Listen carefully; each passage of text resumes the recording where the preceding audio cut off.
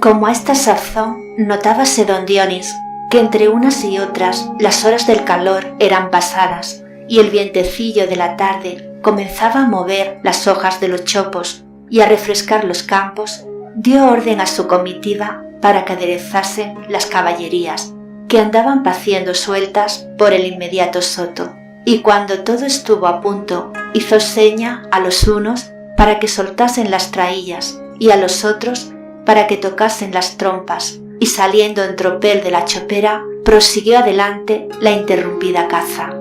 Entre los monteros de don Dionís había uno llamado Garcés, hijo de un antiguo servidor de la familia, y por tanto el más querido de sus señores. Garcés tenía poco más o menos la edad de Constanza, y desde muy niño habíase acostumbrado a prevenir al menor de sus deseos y adivinar y satisfacer el más leve de sus antojos. Por su mano se entretenía en afilar, en los ratos de ocio, las agudas saetas de su ballesta de marfil. Él domaba los potros que había de montar su señora. Él ejercitaba en los ardides de la caza a sus lebreles favoritos y amaestraba a sus halcones, a los cuales compraba en las ferias de Castilla caperuzas rojas bordadas de oro. Para con los monteros, los pajes y la gente menuda del servicio de don Dionís, la exquisita solicitud de Garcés y el aprecio con que sus señores le distinguían habíanle valido una especie de general animadversión, y al decir a los envidiosos en todos aquellos cuidados en que se adelantaba a prevenir los caprichos de su señora, revelase su carácter adulador y rastrero.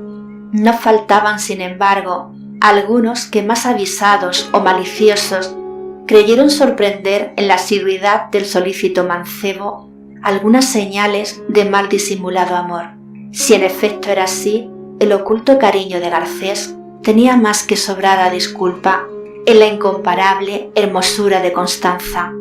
Hubiérase necesitado un pecho de roca y un corazón de hielo para permanecer impasible un día y otro al lado de aquella mujer singular por su belleza y sus raros atractivos. La Azucena del Moncayo llamábanla en 20 leguas a la redonda, y bien merecía este sobrenombre, porque era tan airosa, tan blanca y tan rubia, que como las azucenas, parecía que Dios la había hecho de nieve y oro. Y sin embargo, entre los señores comarcanos, murmurábase que la hermosa castellana de Veratón no era tan limpia de sangre como bella, y que a pesar de sus trenzas rubias y su tez de alabastro, había tenido por madre una gitana. Lo cierto que pudiera haber en estas murmuraciones nadie pudo nunca decirlo, porque la verdad era que don Dionís tuvo una vida bastante azarosa por su juventud, y después de combatir largo tiempo bajo la conducta del monarca aragonés, del cual recabó, entre otras mercedes, el feudo del Moncayo, marchóse a Palestina, donde anduvo errante algunos años, para volver por último a encerrarse en su castillo de Veratón con su hija pequeña, nacida sin duda en aquellos países remotos. El único que hubiera podido decir algo acerca del misterioso origen de Constanza, pues acompañó a don Dionís en sus lejanas peregrinaciones, era el padre de Garcés, y éste había ya muerto hacía bastante tiempo, sin decir una sola palabra sobre el asunto ni a su propio hijo, que varias veces y con muestras de gran interés se lo había preguntado. El carácter tan pronto retraído y melancólico como bullicioso y alegre de Constanza, la extraña exaltación de sus ideas, sus extravagantes caprichos, sus nunca vistas costumbres, hasta la particularidad de tener los ojos y las cejas negros como la noche, siendo blando blanca y rubia como el oro, habían contribuido a dar pábulo a las hablillas de sus convecinos, y aún el mismo Garcés, que tan íntimamente la trataba, había llegado a persuadirse que su señora era algo especial y no se parecía a las demás mujeres. Presente a la relación de Esteban, como los otros monteros, Garcés fue acaso el único que oyó con verdadera curiosidad los pormenores de su increíble aventura, y si bien no pudo menos de sonreír cuando el zagal repitió las palabras de la corza blanca, desde que abandonó el soto en que había sesteado, comenzó a revolver en su mente las más absurdas imaginaciones.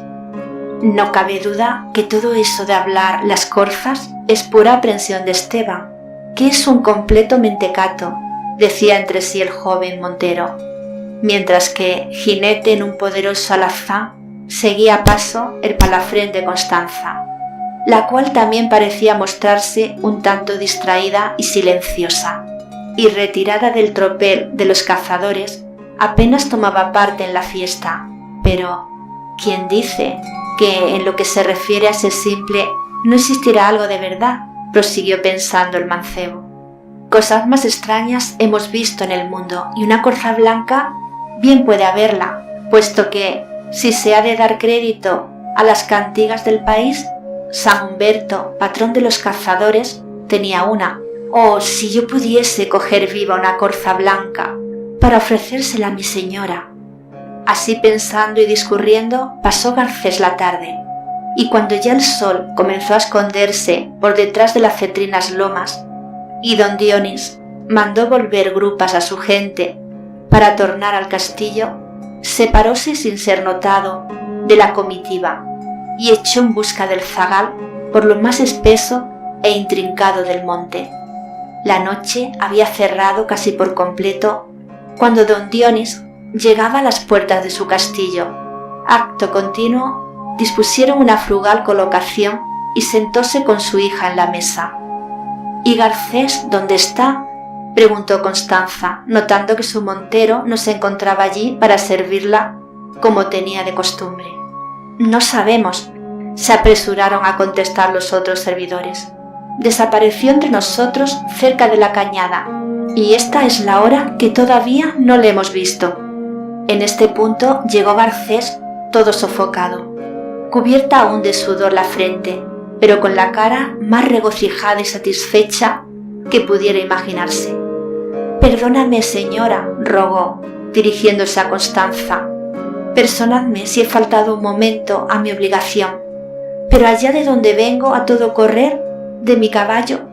como aquí, solo me ocupaba en serviros». «¿En servirme?», repitió Constanza. «No comprendo lo que quieres decir». «Sí, señora, en serviros», repitió el joven, «pues he averiguado que es verdad, que la corza blanca existe. A más de Esteban le dan por seguro otros varios pastores,